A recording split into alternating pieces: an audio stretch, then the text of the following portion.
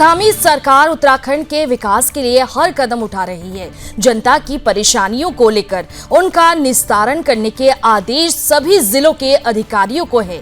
इसी कड़ी में उत्तराखंड में सुरक्षा व्यवस्था और जाम की स्थिति से निपटने के लिए ADG law and order V Murugesan ने पुलिस मुख्यालय में अधिकारियों के साथ बैठक की, जिसमें सुरक्षा व्यवस्था और जाम की स्थिति से निपटने के लिए रणनीति तैयार की गई। वहीं व्यवस्थाओं को सुदृढ़ करने के लिए उचित दिशा निर्देश भी दिए गए। बैठक के बाद ADG law and order V Murugesan ने कहा कि राज्य की सुरक्षा व्यवस्था और जाम की स्थिति से निपटने के लिए दिशा निर्देश दिए गए हैं। व्यवस्थाओं को सुदृढ़ करने के लिए अधिकारियों द्वारा कुछ इक्विपमेंट और मैन पावर की भी मांग की है, जिस पर विचार किया जाएगा। वहीं जाम की स्थिति से निपटने के लिए कई जगह इंफ्रास्ट्रक्चर में भी परिवर्तन किए जाने की मांग की गई है, जिसको लेकर जिला अधिकारी से वार्ता हुई है।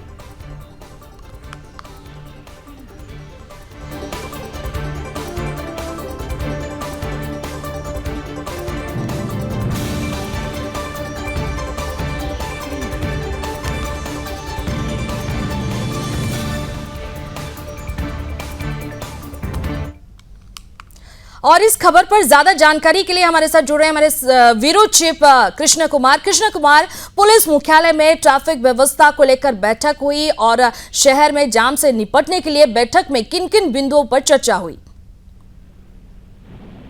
बिल्कुल रुक्मणी, देखिए उत्तराखंड के मुख्यमंत्री पुष्कर सिंह धामी ने पुलिस प्रशासन को सख्त निर्देश दिए थे कि जो मुख्य जिलों की अगर हम बात करते हैं, देहरादून, हरिद्वार, उधम सिंह नगर और नैनीताल के कई क्षेत्र ऐसे हैं जिसमें ट्रैफिक की जो है वो समस्या काफी ज्यादा उत्पन्न हो गई। उससे निपटने के लिए एडीजी लॉ एंड ऑर्डर ने उत्तराखंड के सभी अधिकारियों के साथ जो है वो कल देर शाम बैठक करी है, जिसमें उचित दिशा निर्देश जो है वो पुलिस अधिकारियों को दिए गए हैं। क्योंकि अगर हम बैठक के मुख्य बिंदुओं की बात करते हैं तो सबसे पहले ट्रैफिक पुलिस के कर्मियों की जो है वो संख्या देखी गई है, जो लगातार ही कम होती जा रही है। बात अगर हम राजधानी देहरादून की करते हैं तो यहाँ पे लगभग 2017 में 450 से ऊपर पुलिस कर्मी जो है वो ट्रैफिक में हुआ करते थे, लेकिन अब उनकी संख्या 250 के करीब आ चुकी है। तो इस घटती संख्या पर भी उन्होंने जो है वो लगातार चिंता जताई है और उसको पूर्ण करने के जो है वो निर्देश दिए है। और अगर हम शहर के मुख्य चौराहों की बात करते हैं तो वहाँ पे अधिक पुलिस फोर्स लगाने के निर्देश दिए गए हैं। कई जगहों पे जो है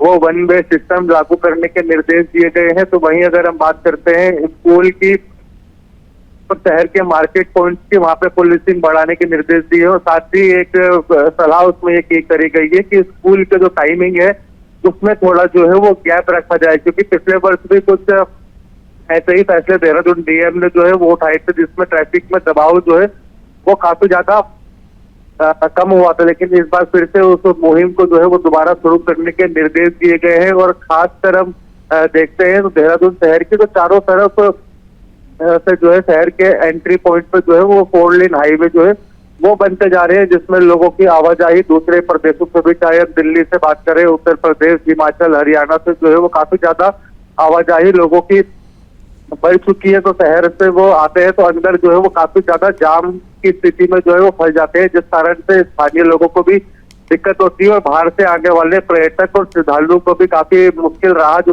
ट्रैफिक में फंस के जो है वो देखने को मिलती है। एडीजी लॉ एंड ऑर्डर ने साथ ही पीडब्ल्यूडी के अधिकारियों से और नेशनल एनएचएआई के अधिकारियों से है उन्होंने बातचीत भी करी है और जो शहर के किनारे रोड मैप की तरह एक तरीके से रिंग रोड तैयार करी जा रही है उसको भी उन्होंने समय रहते ही पूर्ण करने के निर्देश दिए हैं। और शहर के जो अन्य सड़कें हैं जिन पर जाम लगता है और सड़कें काफी खराब है उनको भी गड्ढा मुक्त करने के निर्देश जो है वो उन्होंने दिए हैं। रुक्मणी, बिल्कुल कृष्णा कुमार, अगर बात करें आज की बैठक में आम जनता के सुझावों या फील्ड रिपोर्ट को किस तरह शामिल किया गया?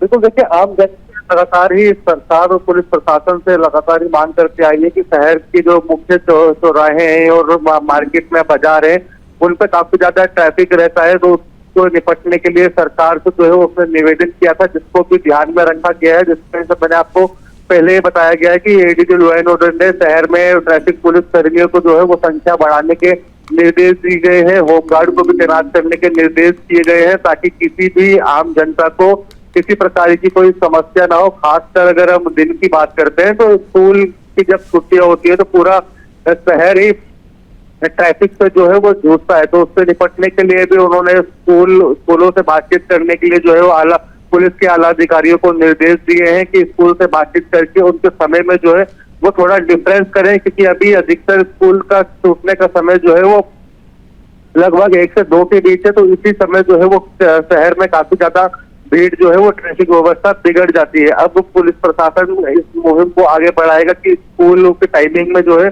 वो थोड़ा डिफरेंस हो, ताकि रोड पे एकदम जो है वो क्राउड देखने को ना मिले। रुक्मणी, ठीक है कृष्णा कुमार, चलिए बहुत बहुत धन्यवाद।